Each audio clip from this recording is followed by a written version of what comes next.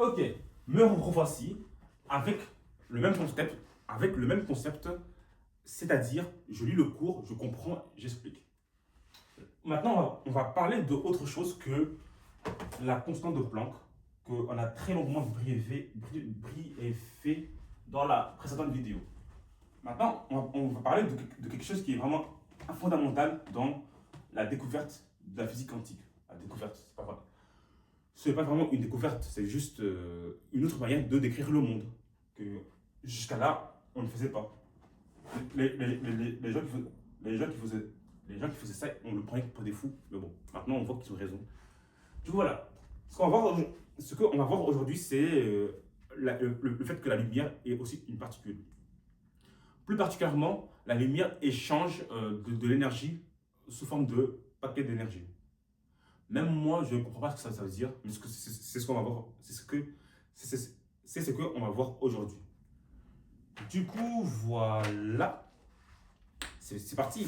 Il y a 3 pages sur ça. On va y arriver. On va y arriver. Waouh! Ok. 4 pages sur ça. Ok. Accrochons-nous, ça va être amusant. Ok.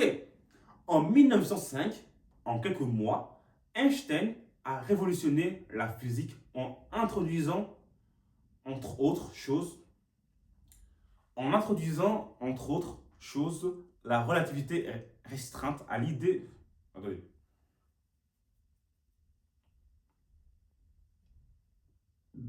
Voilà.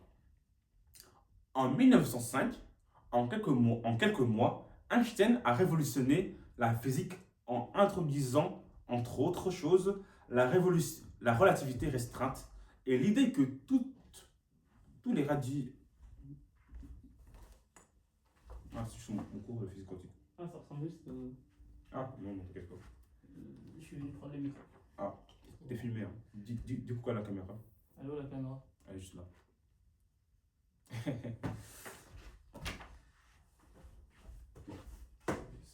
Boutonnage.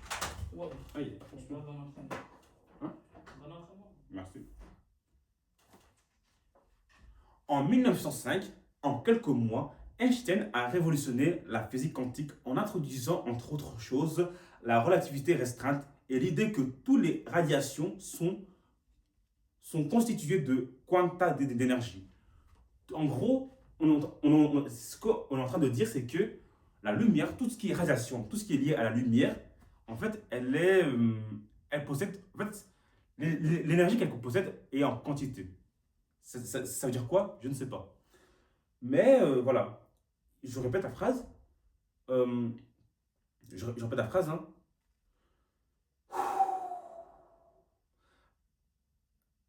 Toutes, toutes les radiations sont constituées de quanta d'énergie. En gros, ils ont tous de l'énergie quantifiée. C'est quoi un quanta d'énergie? Je ne sais pas. On va voir ça maintenant. En interprétant correctement la découverte de Planck, que l'énergie dans un corps noir est quantifiée, ok, ça vient de là du coup. En gros, l'énergie qui avait été faite dans ce système de corps noir est quantifiée. Comment? Je ne sais pas. Et c'est quoi quantifié? Je ne sais pas. Einstein a proposé, Einstein a proposé l'idée qu'un rayonnement quelconque peut exister sous forme de quanta discret d'énergie. Ah, ok, c'est un copieur Einstein. C'est un gros copieur. Du coup, le problème là, il nous faut pas. Le gros problème, c'est pas Einstein en fait qui a. Enfin, Einstein a vu que Planck a quantifié l'énergie qu'il y avait dans un corps noir. Et du coup, Einstein s'est dit que, bah tiens, le gars à côté là, qui s'appelle Planck, il a réussi à expliquer un phénomène du corps, le phénomène qu'il voulait expliquer avec une constante H. Et il a quantifié, on va dire, l'énergie qu'il y avait dans ce système-là. Pourquoi pas utiliser le même principe pour expliquer un effet pour expliquer l'effet fauteuil électrique que personne n'arrive à expliquer pour l'instant. C'est un grand. Enfin, il aime bien qu'on lui dise t'es intelligent. Il se dit que, vu que personne ne sait expliquer l'effet fauteuil électrique, et que même moi, actuellement, je ne sais pas le faire, on va copier le voisin à côté là, qui a fait ça, qui a réussi à expliquer un phénomène qui n'a rien à voir, mais il a réussi à le faire d'une manière que, en fait, c'est intéressant de faire ça aussi pour expliquer l'effet photoélectrique. Il s'est dit que, tiens, on va expliquer l'effet photoélectrique on va expliquer l'effet photoélectrique en disant que bah, la lumière, l'énergie qu'il donne au métal était sous forme de quanta, des paquets d'énergie. C'est ça qui s'est dit en, fait, en soi. Mais moi, je ne suis pas satisfait avec l'explication. Il me faut encore creuser.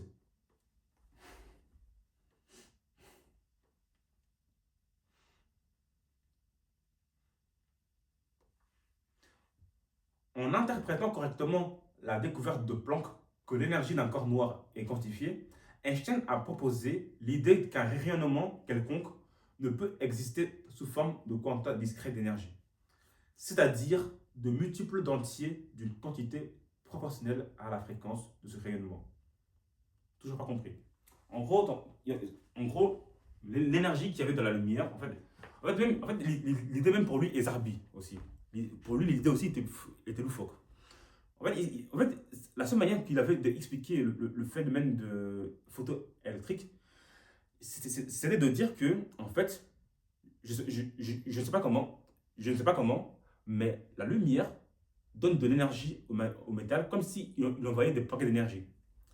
Et la fréquence et la valeur de ces et la, et la- et la valeur de ces paquets d'énergie et la valeur de ces paquets d'énergie eh bien était proportionnelle à la fréquence de la lumière. Si la lumière était à 100 kHz, imaginons, eh bien l'énergie que va envoyer la lumière au métal, eh bien comme bout d'énergie bien sûr, hein, eh bien cette énergie-là, sa valeur était proportionnelle à 100 kHz. On va dire 2 fois 100 kHz, 3 fois 100 kHz, ou bien 10 exposant moins 34 100 kHz, fois 100 kHz, tu vois. Et du coup, bah, voilà, c'est un peu ça qui s'est dit. On va utiliser ce principe d'énergie quantifiée pour expliquer le phénomène le phénomène de l'effet photoélectrique. Et c'est ce qu'il a fait. Hein. Il a fait l'expérience, il s'est dit que on va irradier un matériau avec une fréquence donnée. Parce que la lumière, vu qu'on sait que c'est une onde, on peut la générer grâce à un courant électrique assez, je pense. Et puis, on a dû quand même contrôler la fréquence de la lumière, quoi. Du coup, il a joué avec ça et puis il a montré que, en effet, bah, l'énergie que la lumière envoie aux électrons d'un métal, eh bien, bah, si il atteint un certain seuil, eh bien, ça extrait l'électron. Et sinon, non. Si la fréquence est en dessous, on a beau mettre beaucoup de lumière, mais il n'y aura aucun électron. Par contre, si on modifie la fréquence de la lumière jusqu'à atteindre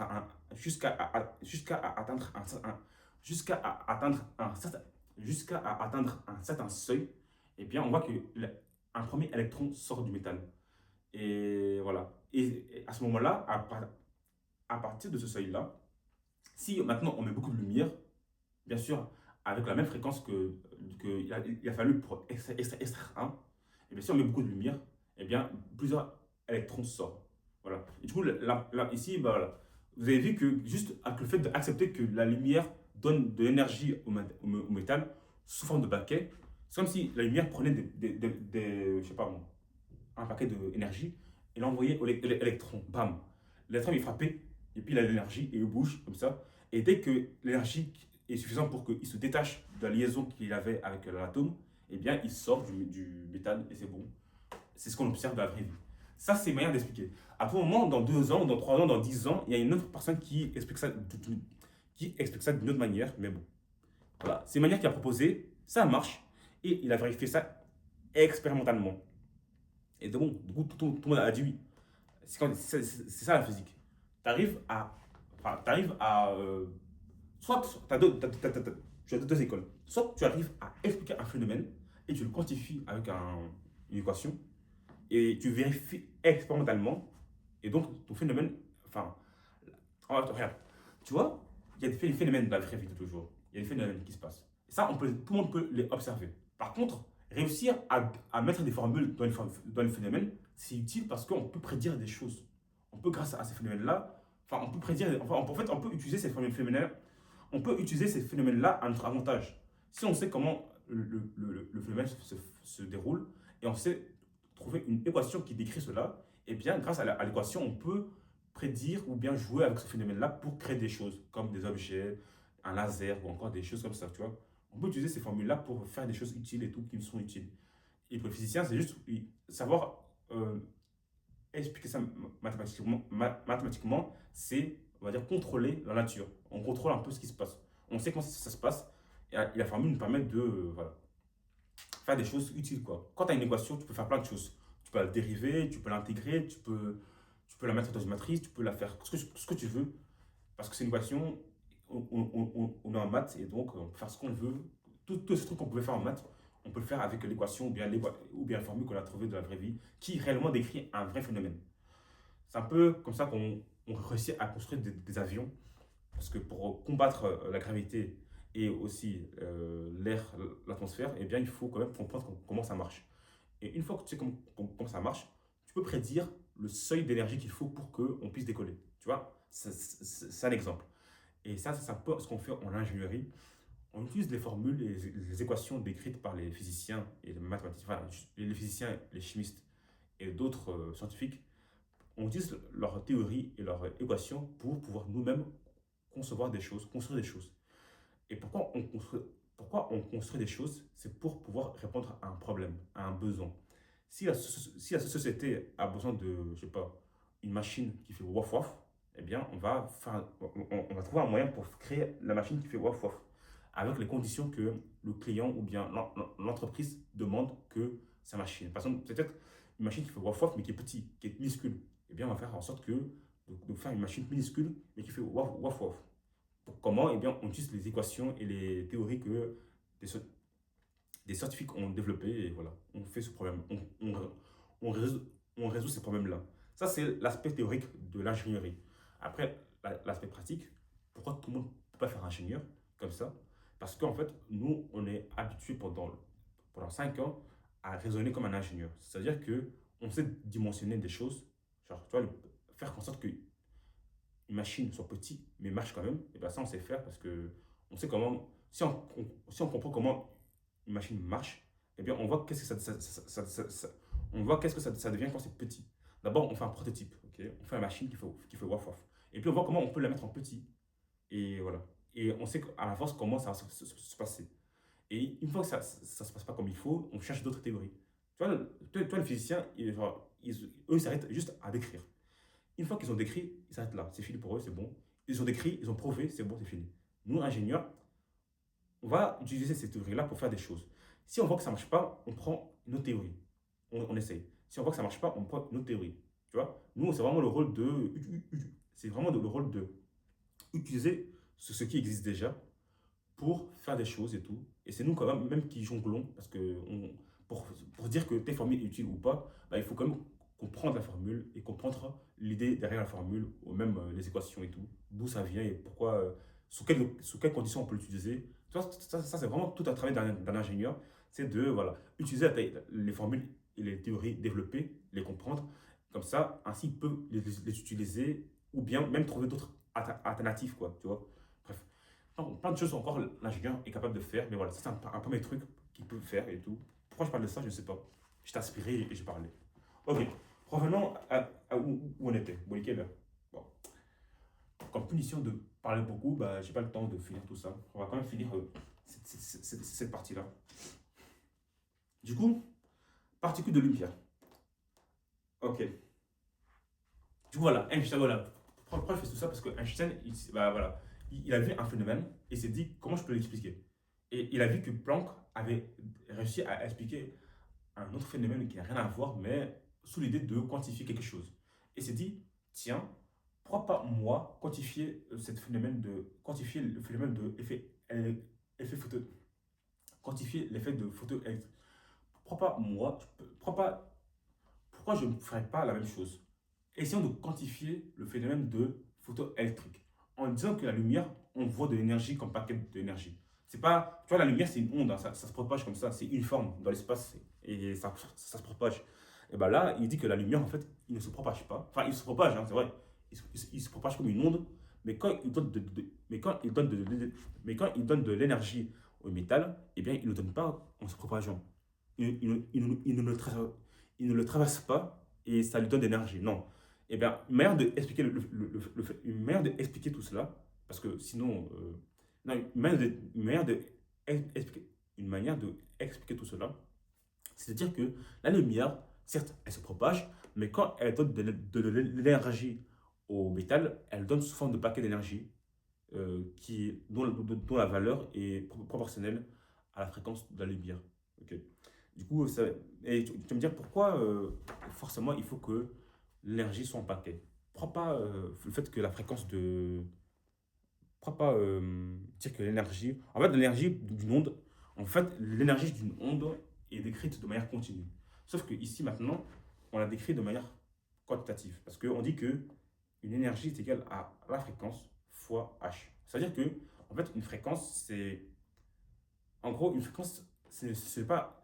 La fréquence ne varie pas. Tu vois la fréquence d'une onde ne varie pas au cours du temps. On peut le faire, on peut provoquer, on peut provoquer sa variation. Mais la fréquence d'une onde, elle est fixe. Une onde a une fréquence fixe. C'est le nombre d'oscillations par seconde. Tu vois, il peut pas ça ne peut pas augmenter par une autre. En fait, dès que la lumière est là, elle est là. La lumière ne va, ne se- ne va- va- la lumière ne va pas du rouge au bleu, comme ça. Pour cela, il faut qu'on modifie l'énergie, on lui donne de l'énergie. Mais bref, j'invente. Hein, bref. En gros, la fréquence est fixe. Ok. Et du coup, bah, voilà. Du coup, pour une fréquence donnée, on a telle énergie qui est donnée au métal. Pour une autre fréquence, on a une autre énergie. En gros, pour une fréquence donnée, l'énergie qu'on donne au métal est la même. Ok. Même si on augmente l'intensité de la lumière, en gros, on met plus de lumière, malheureusement, l'énergie que l'atome, enfin, l'électron reçoit de la lumière est la même. Par contre, si on modifie la fréquence, on passe de, par exemple, fréquence nu initiale à nu 1, enfin à 10 kHz, on passe de 10 kHz à 20 kHz, eh bien, bah, tu vois, au plus tu augmentes, au plus tu vas voir que, bah, à un moment donné, tu vas arriver à un seuil où, bah, là, on voit un premier électron sortir. Et du coup, bah, voilà. Et c'est ça, je pense qu'Einstein voulait dire par quantifier l'énergie. C'est que bah, l'énergie que le, le métal reçoit, en fait, certes, elle est continue, mais en fait, elle. Voilà, attends, en fait, non. En fait, elle dépend de la fréquence. Ça veut dire que la fréquence, on peut la régler, on peut la changer, switcher. Pour une fréquence donnée, tu as une énergie. Pour une autre fréquence, tu as une autre énergie. Tu vois, c'est le paquet. Enfin, je pense que c'est ça ou pas. Ça, c'est ce que je donne. C'est l'explication intuitive que je donnerais. Mais considérons que cette explication soit fausse et que juste on garde l'idée que bah, la lumière donne de l'énergie au métal comme si il jetait des paquets d'énergie. Et selon la fréquence à laquelle il jette de l'énergie, eh bien, ça peut faire libérer un électron. Par exemple, si tu as un tireur de balle, tu tires comme ça constamment. Dam, dam, dam, dam, dam. Et tu fais. Tu vois, l'objet que tu. On va dire que tu avais par exemple. Prenons cette crème-là. Ok. Elle est là. Toi, tu lui bombardes de boules. Ok. Boum, boum. Tu vois, il bouge jamais, il ne tombe pas. Par contre, si tu changes la fréquence des mini-billes que tu envoies, à un moment donné, il part, tu vois. Ça, c'est une autre explication de ce que Einstein voulait dire. Je pense que la plus correcte, c'est vraiment ça là. On montre que la lumière, réellement, envoie des boules d'énergie au métal. Et du coup, si la lumière lui envoie à une bonne fréquence pour que ça sort, eh bien, ça sort, tu vois. Là, ça, c'est l'électron.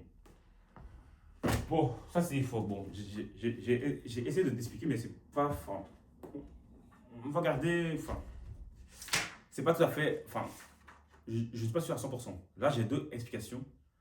Les deux, bref, je sais pas.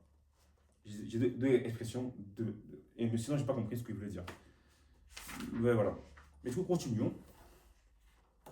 Du coup, la longueur d'onde lambda et la fréquence nu d'un rayonnement sont reliés par, donc ça aussi, hein, lambda égale à c sur nu. Enfin, c'est une relation de Emeru. Enfin, parce que en fait, c est égal à distance lambda sur temps, période.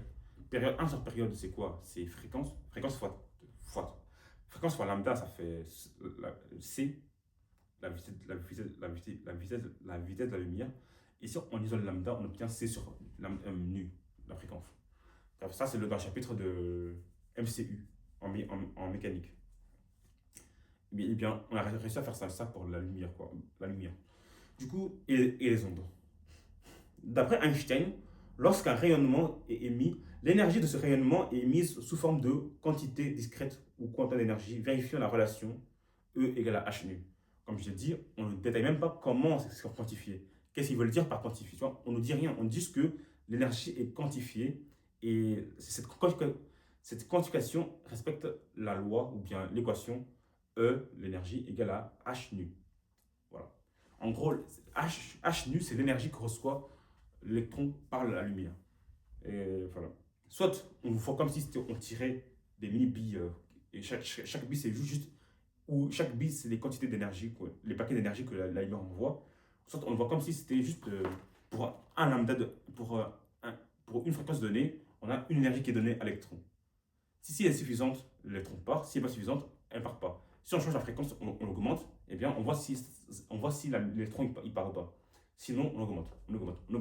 Jusqu'à atteindre une fréquence à laquelle l'électron part. Et pour que l'électron parte, il faut que l'énergie qu'il reçoit, l'énergie qu'il reçoit pour partir, en fait, il est lié à la fréquence de la lumière. Bref, du coup, voilà. À l'appui de cette position, Einstein montre qu'elle permet d'expliquer l'effet photoélectrique. Effet simple découverte en 1887 par Heinrich Hertz et est resté jusqu'à là inexpliqué. En gros, c'est Hertz qui avait déjà observé ça, mais il n'a pas réussi à l'expliquer. Les caractéristiques de cet effet sont les suivantes. Alors là, suivez-moi bien, à tout moment, on aura les réponses à nos questions. Lorsque des plaques métalliques sont irradiées par de la lumière, de l'onde, lorsque les plaques métalliques sont irradiées par la lumière de longueur d'onde donnée lambda, elles peuvent émettre des électrons. Cependant, ces électrons ne sont émises que si la longueur d'onde lambda de la lumière est inférieure à une certaine valeur lambda 0. En gros, ces électrons sont émis que si la longueur d'onde de la lumière est inférieure à une certaine lambda 0. C'est-à-dire, si la fréquence dépasse un certain seuil nu 0, la valeur lambda 0 ou nu dépendent du type de métal. En gros, soit tu parles en longueur d'onde, soit tu parles en fréquence. Fréquence c'est nu et longueur d'onde c'est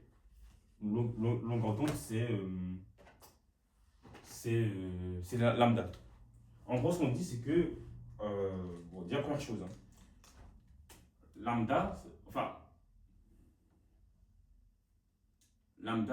égale à C sur nu. En gros, au plus, si une onde a une grande fréquence, elle aura un petit longueur d'onde. En gros, la longueur d'onde d'une onde est une constante divisée par la fréquence. En gros, au plus on monte de fréquence, au plus la longueur d'onde diminue. Au plus la longueur d'onde augmente, au plus la fréquence diminue. Ils sont opposés, on va dire. Quand l'un augmente, en fait c'est logique. Ça, c'est une onde. Okay, on va dire qu'en une seconde, on observe deux oscillations. Une première et une deuxième. Et donc, on a 2 oscillations par seconde. Et donc, la fréquence est de 2 par seconde. Autrement dit, 2 Hz. Et donc, du coup, la longueur d'onde, c'est quoi? C'est juste la distance entre là et là. La longueur d'onde, lambda, c'est juste la distance entre là et là. C'est en réalité, c'est une période, mais pas temporaire. Enfin, c'est pas grave. Quand la fréquence augmente, ça veut dire qu'il y aura plus d'oscillations en une seconde. Donc, s'il y aura, on va dire, voilà. Enfin, pour la même période, pour le même temps, eh bien, il y a plus d'oscillations. Ok? Et du coup, là, on voit que la longueur d'onde est plus petite, tu vois, elle diminue. Et au plus tu augmentes le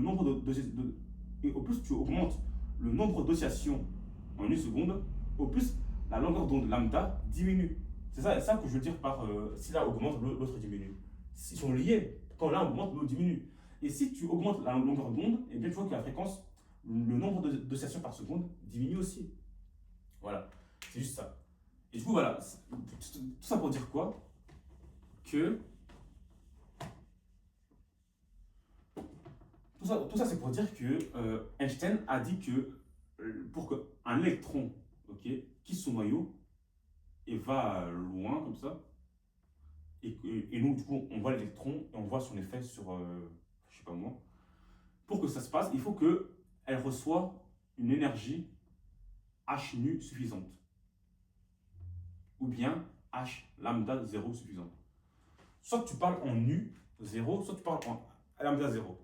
Si tu parles en nu 0, ça veut dire que la fréquence de la lumière doit être plus grande ou égale à celui-là. Et si tu parles en lambda 0, la longueur d'onde de la lumière doit être plus petite ou égale à ça.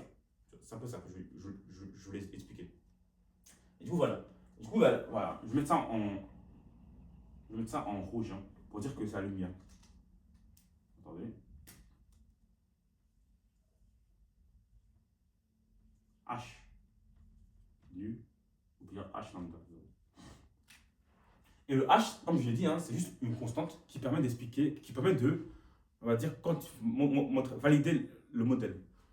Einstein a dit que l'énergie que la lumière donne aux électrons de la plaque, aux électrons de la plaque métallique, en fait, elle était liée, elle était proportionnelle à la fréquence de la lumière. Au plus la fréquence de la lumière augmente, au plus l'énergie que l'électron reçoit réellement de lui augmente. Et donc, pour justifier cette proportionnalité, il fallait une constante qui sépare les deux. Voilà.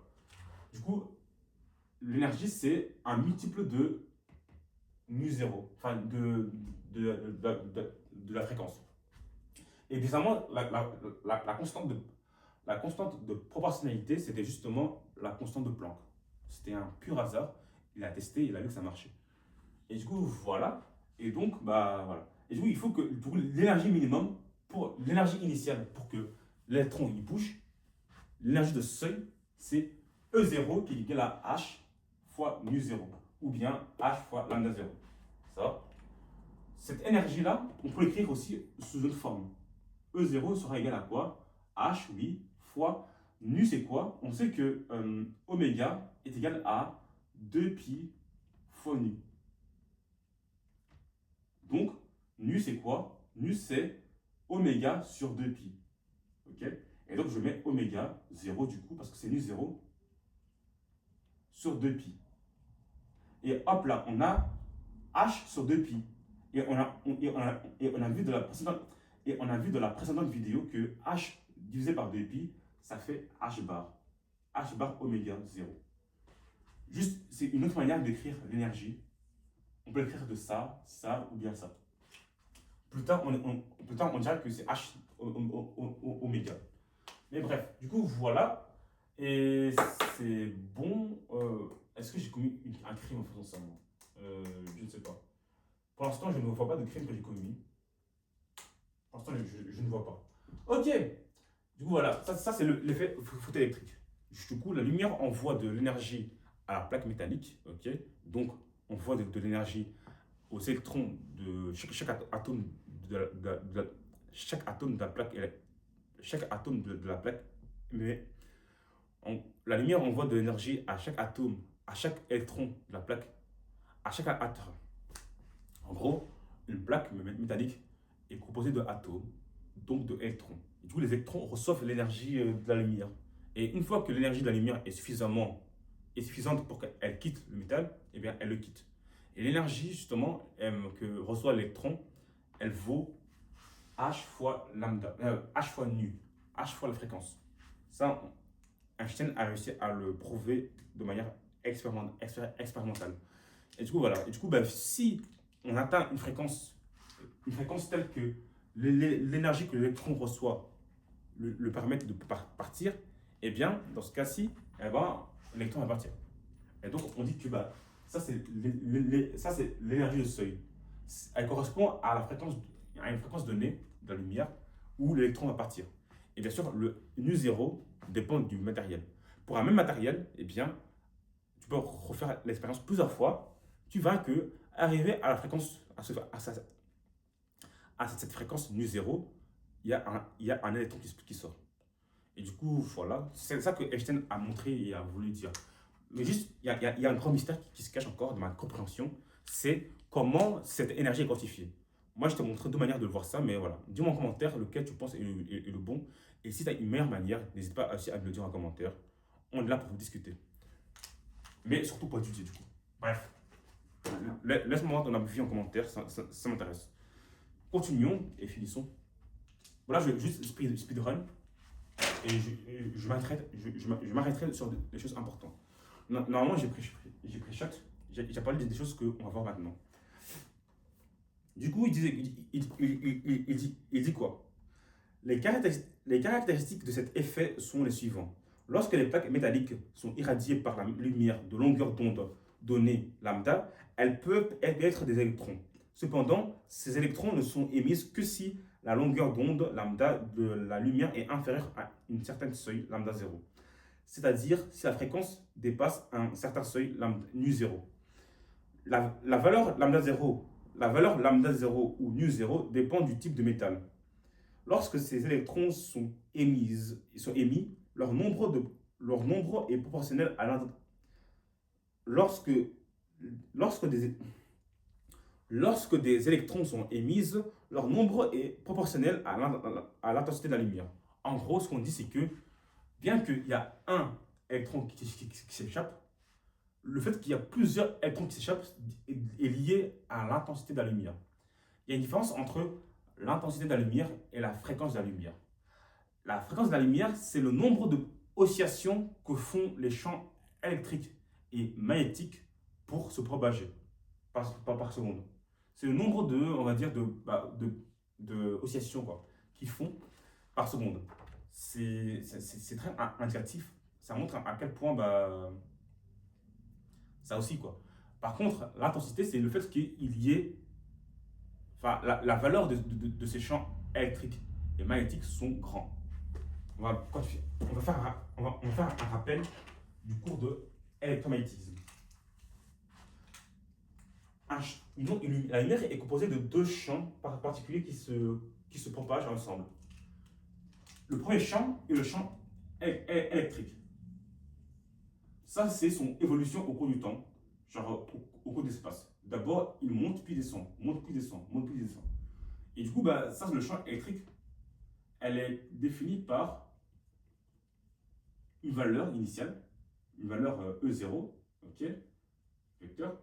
Ça c'est la valeur, ça c'est la norme, la valeur maximale de cette oscillation. En gros, sa valeur augmente, puis diminue, puis augmente. Ça c'est l'intensité au cours du temps. Dans le graphique, ce sera quoi? Ce sera, au cours du temps, ce sera l'intensité du champ électrique. Ça, c'est la valeur maximale qu'elle atteint quand elle oscille. Quand elle augmente et diminue, augmente, diminue, augmente, diminue. Ok? Et du coup, ça j'efface. Et il y a aussi le champ magnétique. Non, d'abord finissons. Ça c'est l'intensité. Ce qui fait que ça augmente, ça diminue, c'est parce que c'est multiplié par un cosinus ou un sinus. Ok? Mais mieux vaut travailler avec les complexes. On peut mettre on peut mettre cosinus de k fois x moins oméga t. Voilà.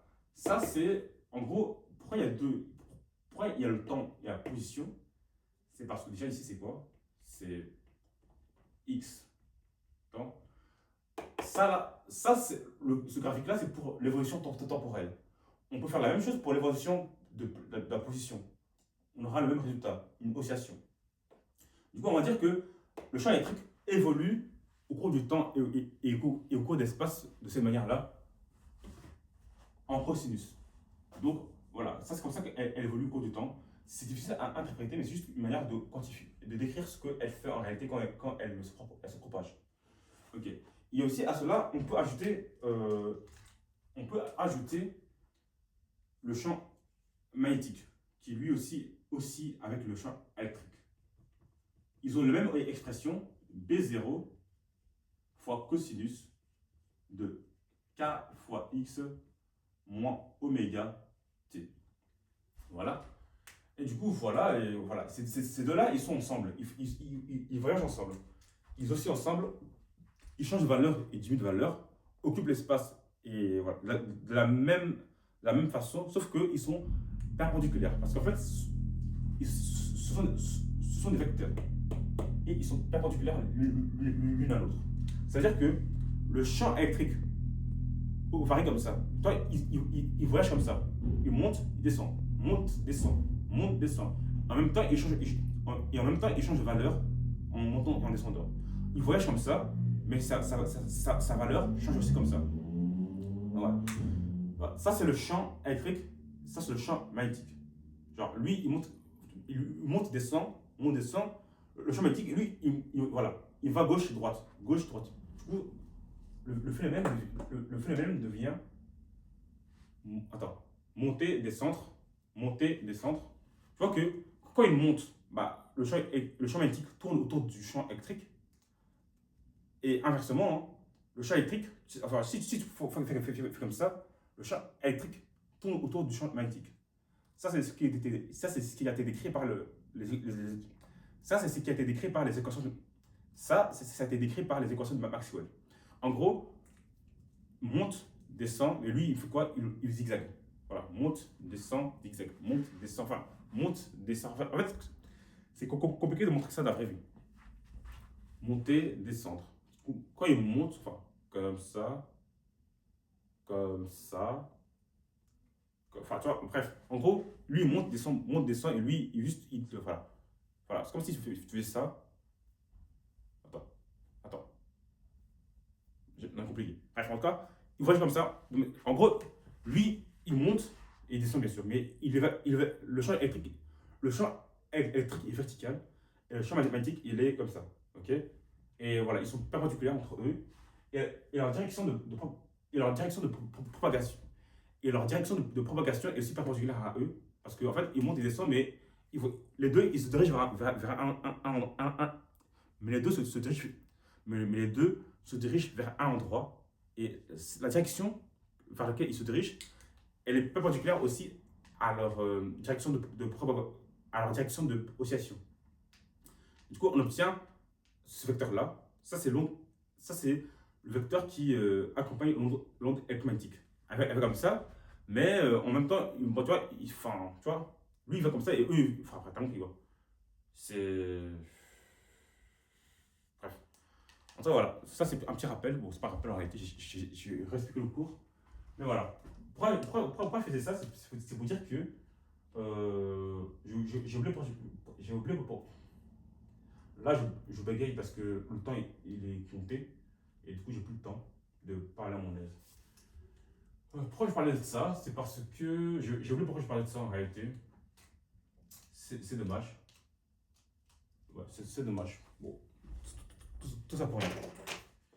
Et du coup, bah, où est-ce qu'on était? Ah oui, du coup, voilà. Du coup, l'intensité de la lumière, c'est l'intensité. En fait, c'est l'intensité à laquelle leur valeur à E2 augmente. Tu vois, leur valeur à E2, en fait, E2 combiné, ça donne quoi? En réalité, ça donnerait. Si on combinait ces deux équations, on obtient une équation comme ça.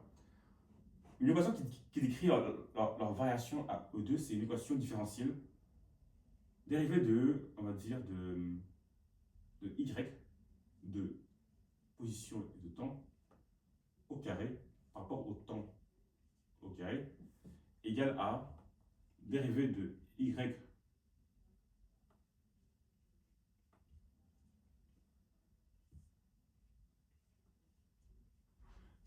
et fois C carré.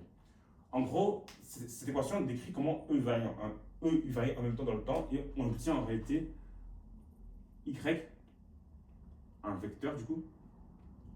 C'est, on va dire, sa combinaison de E2, il est égal à quoi? À Y0 fois le cosinus de blablabla. C'est la même forme. Donc ça, c'est à la fois le champ électrique et magnétique en même temps, leur valeur intensité. Et du coup, voilà. En gros, la valeur de l'énergie que la lumière donne aux plaques électriques, aux électrons du plaque métallique, eh bien, la valeur de l'énergie, c'est elle qui fait que. C'est elle qui fait que. Non, non, excuse-moi. L'intensité de la lumière, c'est juste la valeur de, du champ électrique et magnétique en même temps. Et du coup, ça fait que bah, il y a plus d'électrons qui partent quoi, de la plaque, de la plaque métallique. De la plaque métallique. Waouh, c'est très énergivore tout ça. Mais voilà, en gros, au plus tu augmentes. Ah oui, voilà, ce que je voulais faire, c'est. Je voulais expliquer la différence entre intensité et fréquence. Fréquence, tu as compris ce qu'une fréquence, c'est le nombre d'oscillations qu'ils font par seconde. Ok, par seconde, ils peuvent faire 10 milliards, 1 million d'oscillations par seconde. Voilà. Et tout, mais par contre, l'intensité, c'est la valeur de ces. Parce que tu vois, le champ électrique et magnétique, on peut leur. Par exemple, lui peut valoir 10 volts par. Attends, c'est quoi l'unité du champ électrique? J'ai oublié son unité.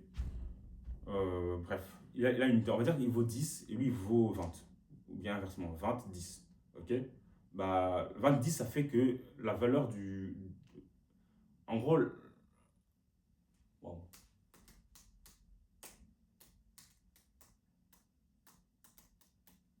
En gros, tu vois la lumière, des fois tu le vois et des fois tu ne le vois pas. Le fait que tu le vois beaucoup, c'est que son intensité est grande. Le fait que tu le vois moins, c'est que son intensité est petite. C'est le nombre, on va dire, dis-toi que c'est le nombre d'ondes électromagnétiques qui sont là. On va dire qu'il peut y avoir plusieurs, enfin, tu peux avoir plusieurs, on va dire, ondes électromagnétiques qui vont en même temps. S'il y a un seul, il y a une lumière faible, et s'il y a plusieurs, il y a beaucoup de lumière. Mais la fréquence n'est pas liée à ça. La fréquence, même si la lumière est faible, la fréquence peut augmenter et diminuer sans que la lumière, on va dire, la lumière soit forte ou pas. Du coup, voilà. Du coup, le fait qu'il y ait plus d'électrons qui sortent, c'est dû au fait qu'il y ait beaucoup de lumière ou moins de lumière. Voilà. C'est d'où l'intérêt des plaques photoélectriques. On a choisi des matériaux où, en fait, la lumière a une fréquence fixe. Ok. Et du coup, on a choisi des matériaux qui ont un seuil de. Qui ont pas besoin de beaucoup. Qui ont besoin de, comme fréquence de la lumière, une fréquence que la lumière donne actuellement. Et du coup, c'est comme si la lumière, la fréquence était de 100 kHz. Eh bien, on a choisi des matériaux qui, quand on leur donne une fréquence de 100 kHz de la lumière, eh bien, ils libèrent des électrons. Par exemple, cette fourchette-là, elle est en métal. Si je l'expose à la lumière, il y aura zéro électron. Par contre, le silicium, le silicone, lui, si je lui donne la lumière, eh bien, il libère des électrons. Et du coup, on récupère ces électrons dans la maison et puis ça fait de l'électricité. C'est un peu l'utilité qu'on a eu de ça aujourd'hui, quoi. Les panneaux photoélectriques, les panneaux photovoltaïques. Waouh! Et du coup, voilà. S'il y a beaucoup de soleil, eh bien, il y a beaucoup d'électricité. S'il y a moins de soleil, il y a moins d'électricité. Ok, continuons. Du coup, attendez.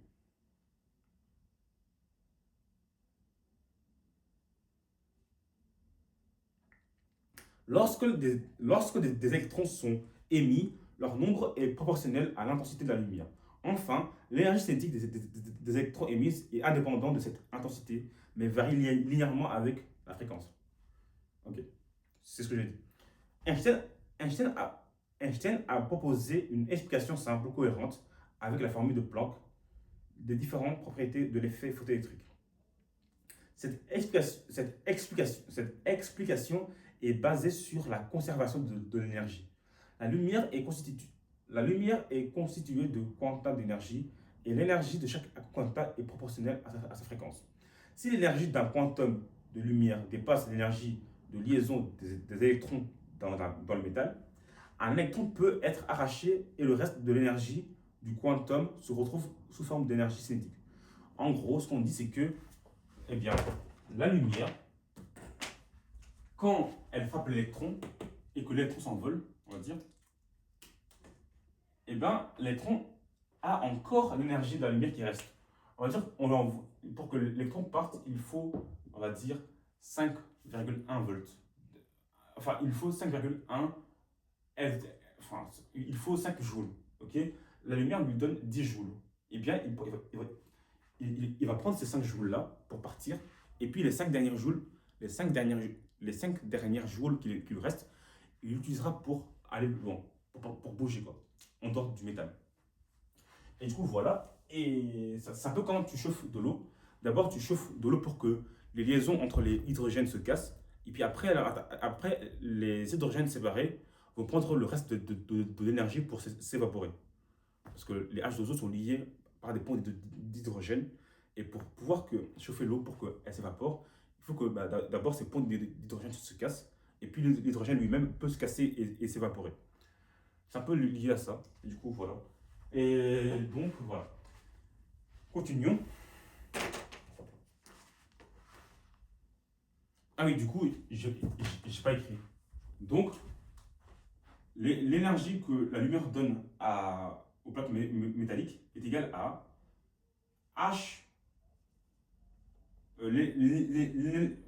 l'énergie de seuil que l'électron va prendre pour partir, plus l'énergie cinétique que l'électron aura pour voyager et aller loin. Ok, continuons. Ou voilà, considérer qui peut dépendre de la nature des matériaux. La formule explique toutes les propriétés de l'effet photoélectrique, mais elle permet une particularité remarquable. La constante de proportionnalité H qui apparaît dans l'équation 2.12, qui est l'équation que j'ai montrée au tableau. Ouais, que j'ai montré au tableau. Et la même constante que celle nécessaire pour expliquer le comportement de corps noirs. La constante de Planck est donc bien une constante fondamentale liée aux propriétés des radiations. Du coup, on déduit que, parce que vous voyez, quand on étudiait les corps noirs, ce qu'on étudiait, c'était la radiation qu'il y avait dans le corps noir. La lumière qui était bizarre, la chelou, qu'on voulait comprendre pourquoi elle est comme ça. Eh bien, Einstein, on conclut que tout phénomène de radiation, tout ce qui est lié à la lumière, eh bien, elle était due. La constante la constante de Planck la constante de Planck intervenait. En tout cas, jusqu'à là, c'est ce qu'il a prouvé. Non seulement pour la lumière, mais aussi pour les phénomènes de radiation dans un corps noir. Un paramètre, un paramètre, un paramètre spécifique d'un système particulier comme le corps noir. La constante de Planck peut donc être déterminée par des mesures de l'effet photoélectrique, comme elle schématise sur la figure, on s'en fiche. La grandeur mesurée, bon, on s'en fiche un peu. Là, on montre un peu comment on fait le graphique pour. Voilà. Ça, c'est au moment où il y a un qui sort, deux, ça, c'est les électrons. Ça, c'est l'énergie requise. Ça, c'est pour la fréquence de la lumière. Et on voit qu'arrivé à cette fréquence-là, eh bien, l'énergie qu'on a, c'est ça. Et puis, au plus on va de fréquence, au plus on a de l'énergie liée aux fréquences. L'énergie augmente. Et du coup, l'énergie. En gros, ça c'est l'énergie synthétique qu'on observe. Au début, au début, elle n'était pas là parce que l'électron ne bouge pas. Mais dès que l'électron sort, eh bien, on peut mesurer son énergie cinétique. Et c'est ça qu'on mesure en fait. Pour le nu 0, comme énergie cinétique, c'est 0. Mais quand on donne un peu plus que le nu 0 comme énergie, H nu 0 comme énergie, eh bien, on voit que l'énergie que l'électron utilise pour sortir et cogner quelque chose, c'est de cette valeur-là d'énergie. Puis elle augmente, elle augmente, elle augmente. Et arrivé à cette fréquence-là, on va dire, eh bien, l'énergie, elle est de autant. Ok. Ok. Et puis on définit, on va dire, en fait, à partir de là, on a défini ce qu'on appelle l'électron-volt. En gros, c'est une constante fondamentale qui, au lieu de travailler en joule, parce qu'en joule, c'est 10% moins quelque chose. Car l'énergie d'un électron est très petite. Hein. Et du coup, pour travailler à l'échelle de l'électron, donc pour travailler avec les énergies à l'échelle des électrons, on travaille en électron-volt. Parce que l'énergie des électrons est tellement petite qu'il faut utiliser un système qui permet de quantifier. Enfin, on ne va pas se trimballer avec des 10 moins 19. Hein. C'est comme le pH. en chimie, on travaille avec des concentrations petites, tu vois, 10 posant moins 10, 10 posant moins 3. Et ben, au lieu de travailler avec les 10 posant moins, on travaille avec l'opposé de leur logarithme. Le logarithme, c'est juste l'exposant, et bien l'opposé, c'est juste la valeur. Au lieu d'avoir 10 posant moins 4, on aura 4 comme pH. Ça nous indique qu'il y a autant de concentration de l'hydrogène dans l'eau, quoi. Et ça indique un peu la teneur d'acide qu'il y a dans l'eau. Et bien ici, c'est un peu la même chose. On voudrait travailler sans des 10 posant moins des choses bizarres. Du coup, ce qu'on définit, c'est l'électronvolt. Et elle vaut quoi? 1,602176634. Bon, je vais essayer de la retenir et d'écrire au tableau. 602, ok, 17, 6634, ok. 17, 6634. 17, c'est mon chrono durant l'entraînement quand j'ai repris. 66, c'est le chrono, 66, c'est quoi encore? Je sais pas. Et puis après, on finit par 34. 34, c'est le chrono d'un gars qui est à Louvain, qui a fait ce chrono-là aux 300 mètres. Ok. Du coup, bah voilà. La constante de. Du coup, ça j'efface, hein. Ça n'a rien à voir, ça me bien.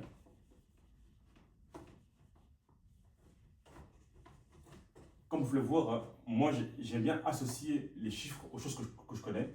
Ici, j'ai pu les associer à des chronos que moi j'ai fait et des gars m'ont fait. Car j'adore l'athlétisme et du coup, bah, les chronos que les gens font, je les retiens facilement. Et j'associe les chiffres à retenir par cœur avec ces chronos-là, quoi. Tu peux faire ça autrement, associer les valeurs à des événements que tu as déjà vécu. Je sais pas moi, il y a des chiffres que tu as déjà vus dans un événement, comme ta note, peut-être que tu as eu une fois 34 sur 60 et tu as été traumatisé. Et du coup, ce 34, il reste. Du coup, quand tu vois 34 dans un grand chiffre et tout, ou un grand nombre, tu dis que, ok, dans ce grand nombre, il y a le 34, le chiffre qui. La note que j'ai eue pour mon contrôle de histoire, ou bien de géométrie. Non, ouais, bref, t'as compris. En gros, 1 électronvolt, c'est quoi en joules? C'est 1,602, ok? Puis il y a quoi comme truc? Il y avait quoi encore? J'ai oublié. Je sais qu'il y a l'enchaînement entre 17 et 34, ok? Mais avant 17 et 34, il y avait 66. Du coup, je sais qu'il y a 66, 17, 34 fois 10 posant moins 19 joules par seconde. Ok? Et du coup, bah voilà, je vérifie et c'est B bien ça. 1,602 66 17 34. Comme tu as pu le voir, je ne connaissais pas la valeur avant. Hein. Il y a 34 que j'associe au chrono de un des gens que j'ai vu à Louvain compétir aux 300 mètres. 17 et le 17 était mon chrono aux 150 mètres durant un entraînement. J'étais pas content parce que c'était pas un très. Ah non, si, c'était mon standard quand j'avais 19 ans ou 18 ans, aux 150 mètres. Et 66, c'est un chiffre bizarre. Je me suis dit, il est bizarre et j'ai retenu. Et voilà, ça c'est facile ça c'est le premier. Et voilà. Bref, ça c'est. Excusez-moi, joule, pas joule seconde, seulement joule. Voilà. Ça, c'est l'énergie d'un électron. C'est 1, tout ça, fois 10 exposant moins 19 joules. Ok. Du coup, voilà. On continue. Cette énergie correspond au produit de la valeur absolue de la charge de l'électron par 1 volt. On se fiche un peu. Accélérons un peu.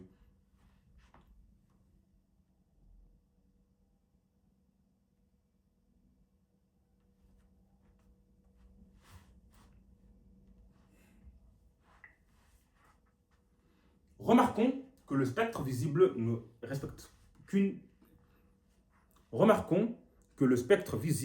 ne respecte qu'un très petit nombre, qu'un très petite portion de l'ensemble du spectre électromagnétique. Les photons correspondants sont généralement émis par des électrons de couches de plus externes. Attendez, hein. Bon, ça c'est pas important, c'est un tableau où il y a des choses et tout. Au pire, s'il y a un de ces éléments dans les slides, je le retiendrai. En fait, là, je parle de temps et je voulais juste passer. Ah ouais, il y a encore beaucoup. Il est quelle heure? Il est midi. Oh, je n'ai pas le temps de manger. Enfin, on va aller à l'essentiel. Attends. Bon, on va quand même lire en fait. On va juste lire. Cette énergie correspond au produit de la valeur absolue de 1,19 de la charge de l'électron par 1 volt. Remarquons que le spectre visible, le spectre visible, le spectre visible ne représente qu'un très petit, le spectre visible ne représente qu'un très petit portion de l'ensemble du spectre électromagnétique. Les photons correspondants sont généralement émis par les électrons de couches les plus externes des atomes lorsqu'ils se désexcitent. De même que les photons ultraviolets, les photons X, quant à eux, sont de l'énergie encore plus élevée et sont généralement émises par les électrons plus internes des atomes alors que les photons sont émises par les noyaux atomiques radioactivés. De l'autre côté du spectre, les photons infrarouges sont généralement émis au cours des phénomènes de vibration et de rotation de molécules, alors que les photons microscopiques, alors que les photons micro-ondes et radio sont généralement émises par des courants électriques oscillants. La catégorisation entre ces différents types de rayonnement est donc relativement arbitraire et n'est pas uniquement liée aux caractéristiques des photons, elle dépend aussi de l'origine de ceux-ci. Qu'est-ce qu'on a voulu foutre encore ici? Je sais plus. En gros, ah ok, j'ai compris. Ah ok, j'ai compris. En gros, ce qu'ils font, en fait, tu vois, de base, il y a les spectres d'ondes électromagnétiques. En gros, il y a les différentes phases, on va dire. Au début, il y a l'onde radio, puis l'onde infrarouge, puis l'onde lumineuse qu'on peut voir nous. Et puis, il y a l'ultraviolet, le rayon X et le rayon gamma. Ok. Sauf que, en gros, à la base, les spectres, on les connaissait. Et puis, on disait que chaque couleur, ou chaque spectre et tout, correspond à un longueur d'onde donnée ou bien à une fréquence donnée. Maintenant, grâce à Einstein et l'effet photoélectrique, on a réussi à associer à ces fréquences ou bien à ces longueurs d'onde de l'onde électromagnétique, on a associé ça à leur énergie, à une énergie exprimée en électronvolts. C'est juste ça que ça raconte quoi. En gros, on a associé une énergie à cela. Et voilà. Grâce au phénomène de photoélectrique. Parce qu'on sait que l'énergie est égale à H bar fois la fréquence. Et donc, on peut associer chaque fréquence de l'onde électromagnétique à l'énergie qu'elle fait pour enlever, arracher un électron du plaque métallique. Quoi. Du coup, l'énergie, on dit que c'est arbitraire, on va dire, parce qu'en fait, c'est juste l'énergie. Enfin, c'est pas vraiment leur énergie, mais juste que l'énergie qu'il faut pour enlever un électron d'une plaque. Quoi. Et cette énergie-là, en fait, pour l'avoir en joule, eh bien, on fait la conversion inverse. Vu qu'on sait que 1 électronvolt vaut ça en joule, eh bien, on isole le joule et puis on tient sa valeur en électron. On tient sa valeur. Quoi. Bref. Deux choses importantes, seulement que maintenant on peut associer les fréquences de l'onde électromagnétique à une énergie pour arracher l'électron du bloc d'un métal. Mais ça reste de l'énergie, tu vois. Ça reste de l'énergie, sauf que c'est dans un contexte. C'est dans un contexte. On peut dire de l'énergie pour chauffer de l'eau, tu vois. Ça aurait peut-être d'autres valeurs, mais bon. Ou pas, je sais pas. L'explication d'Einstein en 1905 introduit la notion de quantum d'énergie lumineuse, mais il n'est pas encore question de particules. On dit juste que l'énergie est quantifiée, elle est envoyée par paquet. Ok. Divers raisonnements assez complexes ont mené Einstein à proposer vers 1909 une relation entre la longueur d'onde de la lumière, ou plutôt entre son inverse, à un facteur près, le nombre d'ondes. Et en gros, on a réussi à lier la longueur d'onde de la lumière et l'impulsion à une impulsion. Il faut savoir qu'une impulsion, c'est un grandeur qui est lié aux particules, pas aux ondes. La lumière jusqu'à là, était une onde. même si elle est changée de l'énergie sous forme de particules, elle reste onde pour l'instant. Et Einstein, avec des raisonnements complexes, on est arrivé à dire que, ben, en fait, pourquoi pas associer la lumière à un des caractéristiques fondamentales d'une particule. Genre là, on a réussi à montrer que son énergie était comme une particule. Ben maintenant, pourquoi ne pas montrer que euh, elle a aussi la grandeur impulsion qui est réservée aux particules. Et c'est ce qu'on dit ici. Ce- ce- euh, cela revient à donner au quantum, cela revient à donner au quanta d'énergie toutes les propriétés d'une particule. Donc, une fois qu'on arrive réussi à prouver que la lumière avait cette grandeur qu'on appelle, enfin, à prouver que la lumière aussi avait la, la grande, était aussi caractéristique. Une fois qu'on prouve que la lumière peut aussi être caractérisée par une impulsion, à ce moment-là, on a montré que elle aussi, du coup, on a montré que la lumière était une particule et donc avait, et du coup, hérité tous les caractéristiques d'une particule. Waouh. En gros, ce qu'on veut dire, c'est que si Einstein a dit que pourquoi pas dire que maintenant que la lumière est faite de particules. Si pour cela, on va associer à la lumière, à chaque élément de la lumière, du coup, une impulsion. Impulsion, c'est une grandeur qui vaut la masse fois la vitesse. C'est un peu la quantité d'énergie massique d'un objet. C'est, voilà. Et du coup, bah, pourquoi pas associer à ces quantas d'énergie une impulsion. Si on arrive à faire ça, alors là, on a prouvé que la lumière était faite de particules et donc on pouvait lui donner d'autres caractéristiques d'une particule, comme, je sais pas, je ne connais pas les caractéristiques. Peut-être, attends. Euh, non, non, ça ne me vient pas en idée. Ok, voici ce qu'elle a fait. Bien sûr, Einstein, il voulait pas, on va dire, il voulait pas violer les lois de la physique quand même. Il voulait quand même que ce soit un peu logique ce qu'il fait. Il voulait pas, voilà. Du coup, ça j'efface. Et ça aussi j'efface. Du coup, jusqu'à maintenant, on a vu que la lumière, enfin l'énergie que la lumière donnait au matériel, aux plaques métalliques ou bien ou bien à d'autres matériaux, et bien l'énergie que la lumière donnait était discrétisée.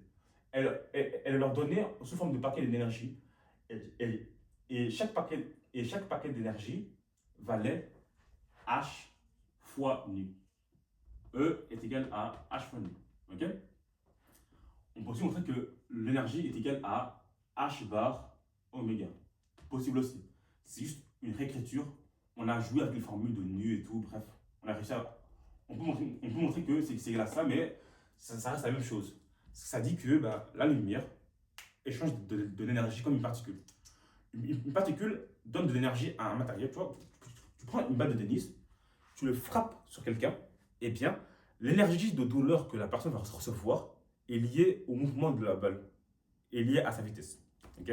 Et liée, on va dire, l'énergie que la balle à, envoie à la personne, eh bien, ça dépend de la vitesse. Si pour une vitesse grande, eh bien, bah, l'énergie est grande. Tu vois. Les particules, en général, échangent de l'énergie par paquet, on va dire. Genre, pour qu'ils donnent de l'énergie à quelqu'un, il faut qu'il y ait une collision. S'il n'y a pas de collision, bah, voilà. Si tu prends par exemple ce scotch, la seule manière qu'elle peut me donner son énergie, ou bien me donner de l'énergie en général, la seule manière que une particule peut me donner de l'énergie, c'est qu'il doit rentrer en collision avec moi. Sinon, il ne peut pas me donner de l'énergie. Parce que tout seul comme ça, il ne fait rien. Genre, à distance, il ne me communique aucune énergie. Ah si, l'énergie gravitationnelle. Mais vu qu'elle est tellement petite que c'est comme si elle n'existait pas. Parce que je te rappelle, hein, deux corps massifs s'attirent. Et donc, si deux corps s'attirent, ça veut dire qu'il y a une force. Force, c'est lié à l'énergie. Force fois déplacement. Mais tellement que j'attire rien, que le déplacement est presque nul. Et donc, bah, pas d'énergie gravitationnelle. Mais bref, en simplifiant tout, l'énergie que la particule me donne vaut zéro. Elle me donne aucune énergie. au moment où elle va me communiquer au moment où elle va me communiquer au moment où ce scotch va me communiquer de l'énergie, va me donner de l'énergie, c'est au moment où elle va me toucher. En me frappant, elle me donne de l'énergie. Et l'énergie, t'inquiète pas, je la reçois par la douleur que j'ai subie. Parce que mon corps, dès qu'il y a un peu de dégâts, ben, il envoie un signal pour dire que ah, ça fait mal, alerte, alerte, alerte, venez réparer cette zone-là. Voilà, du coup, une particule échange de l'énergie par vitesse. Genre, en mode, ils doivent vraiment frapper la personne pour que l'énergie soit donnée. Et l'énergie qu'elle donne, en fait, c'est lié à la masse et à la vitesse. Et ça s'appelle impulsion. Du coup, voilà, l'impulsion, c'est une forme d'énergie qu'une particule échange avec une autre particule. Bref, ça veut dire que bah, jusqu'à maintenant, on a réussi à dire que, tiens, la lumière donne de l'énergie aux électrons comme si c'était une particule. En gros, c'est comme si on envoyait des paquets d'énergie sur les électrons. Et selon la vitesse à laquelle on les envoyait, la fréquence à laquelle on les envoie, eh bien, ça peut faire arracher un électron et continuer à lui donner de l'énergie encore. Ça veut dire que s'il y a une boule qui est lancée très vite comme ça, pam, et l'électron il part, eh bien l'électron, non seulement il consomme cette énergie pour partir, mais on est d'accord qu'il va continuer à partir. Parce que toi, si je te pousse, il y a l'énergie pour te. Il y a déjà. Si je te pousse, eh bien, tu subis déjà une énergie qui va te faire te déplacer. Mais on est d'accord que tu ne vas pas juste te déplacer. Tu vas partir comme ça, tu vas continuer tu vas continuer à tituber. Et voilà, ça c'est un peu ce qui se passe. La lumière donne de l'énergie à l'électron en le frappant de photons. En le frappant de photons. Et puis les photons, c'est comme des balles de tennis. Ils cognent l'électron. Et l'électron dit aïe, aïe, aïe. Et puis il part. Et puis il part avec l'énergie. Il part avec l'énergie restante que le photon lui a envoyée. S'il frappe comme ça, ben, il ne part pas. Toi, par exemple, tu es là, je te pousse, tu ne tombes pas. Tu tombes pas, tu restes là, hop là. Si je te pousse un peu plus vite, un peu plus fort, tu bouges. Et si je pousse à une certaine, si je te pousse à une certaine, si je te pousse à une certaine force, ben, tu pars, tu vois, voilà. Et ben, tu pars, mais tu gardes l'énergie de la force que j'ai utilisée pour te pousser. Et ben, c'est la même chose avec les électrons. On les frappe de photons, et dès que c'est suffisant pour les faire décoller, eh bien, ils gardent un peu de l'énergie qu'ils venaient de recevoir de photons pour partir. En général, c'est toujours un peu plus au-dessus que ce qu'il fallait. Mais voilà, bref, du coup, Einstein s'est dit que, ok, j'ai réussi à faire cela. Pourquoi pas, enfin, j'ai réussi à dire que, bah, en tout cas, en prenant le fait que la lumière échange de l'énergie avec le matériel, comme si c'était une particule, le fait le fait de raisonner comme ça m'a permis d'expliquer un phénomène à la base qu'on ne pouvait pas expliquer. Ok, du coup, partons de ce principe-là, que la lumière échange de l'énergie sous paquet d'énergie, sous forme de paquet d'énergie. Sous forme de paquet d'énergie. Alors, allons plus loin. Voyons si, est-ce que, tout comme les particules, est-ce que la lumière possède une impulsion? Est-ce que les paquets de photons que la lumière envoie possèdent chacune une impulsion? C'est ce qu'on va voir. C'est ce qu'il a postulé. Il a dit, ok, pourquoi pas dire ça? Postulons ça et disons que, voilà, la lumière euh, est composée aussi de photons qui peuvent avoir une impulsion. Et donc, bah, l'impulsion de base, c'est égal à la masse fois la vitesse de la particule. De base, c'est ça l'impulsion de base. Maintenant, Einstein va quand même modifier ça. Il ne va pas il ne va pas nous donner ça comme ça. Ça, c'est purement une particule. Parce que la masse, c'est lié aux particules. Et la vitesse aussi. Bref. Oui. La masse, c'est lié aux particules. Une onde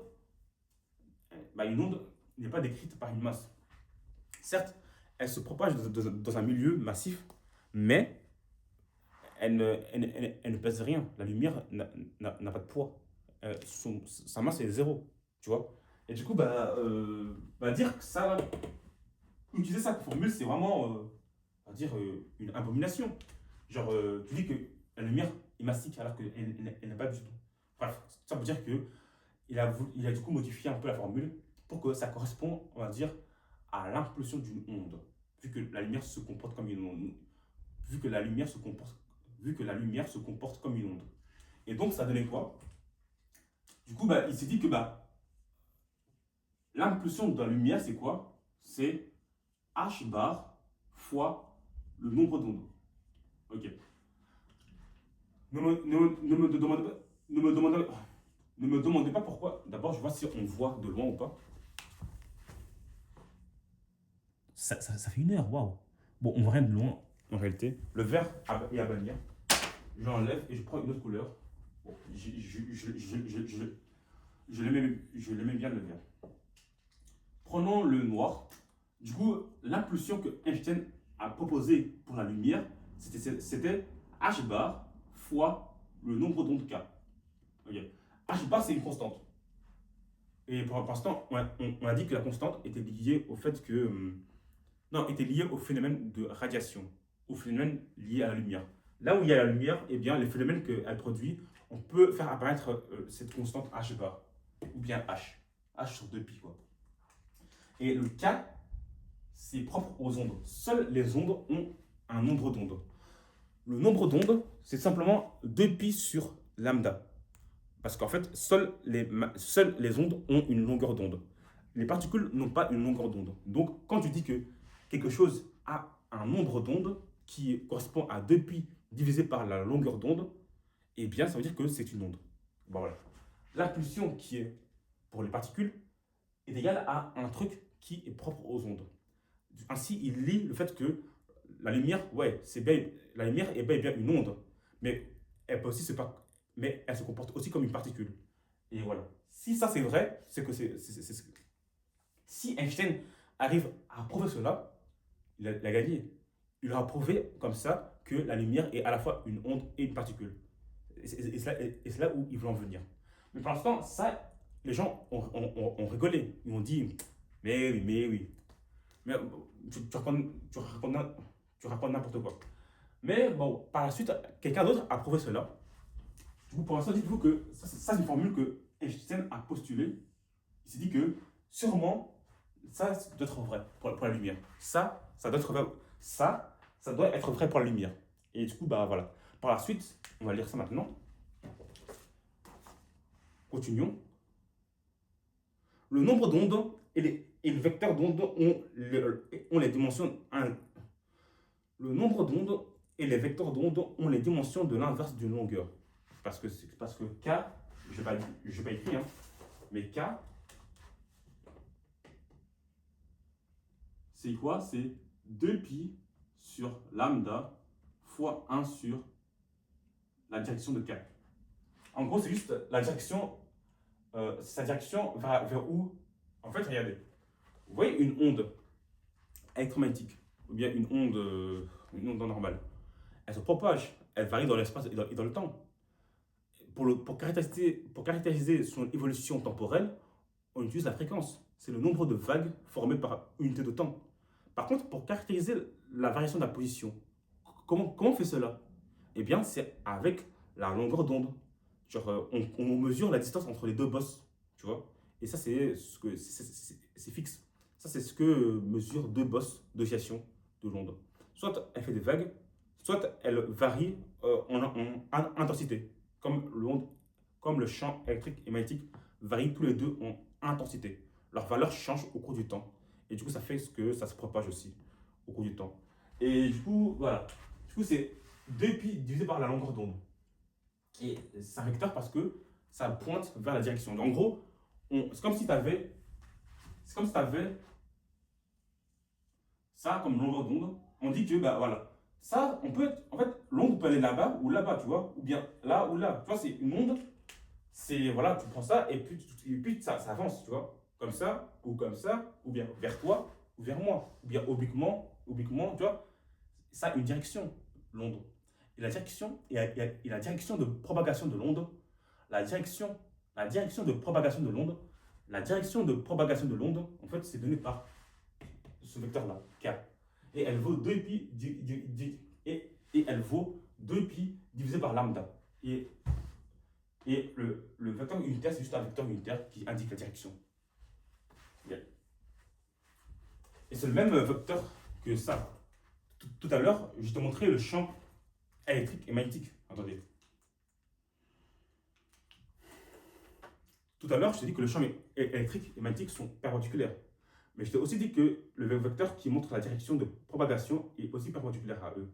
Ah oui, il varie, lui il varie en haut, en bas, et lui gauche à droite, tu vois, gauche à droite, en haut, en bas. Mais ça doit se propager, tu vois. Lui, il varie, lui, il monte, descend.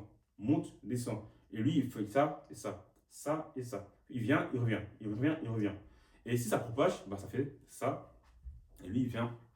En réalité, ça c'est en 2D. En 3D, ça tourne. Enfin, ça tourne parce que, en fait, le champ magnétique, il fait des boucles. Ok, on a vu ça expérimentalement. Et donc, il ne peut que tourner autour du champ électrique. Le champ électrique, lui, lui aussi, il fait des boucles. Donc, il peut que tourner comme ça. Comme ça. Mais il y a d'autres directions il y a deux directions de rotation. Il y a comme ça, tu vois, comme ça. Et il y a comme ça.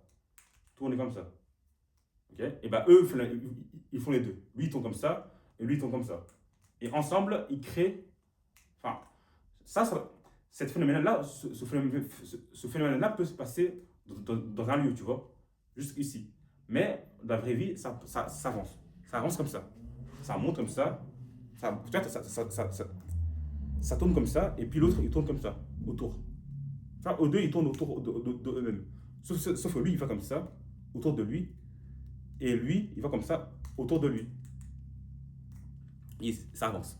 Et la direction de propagation, eh bien, c'est le vecteur qui nous le dit. L'intensité de la propagation, c'est juste ça. Et parce qu'un vecteur a une norme. Et bien, on a décidé que la norme soit la distance entre les deux bosses. Pour voir à quelle. Enfin, la distance entre.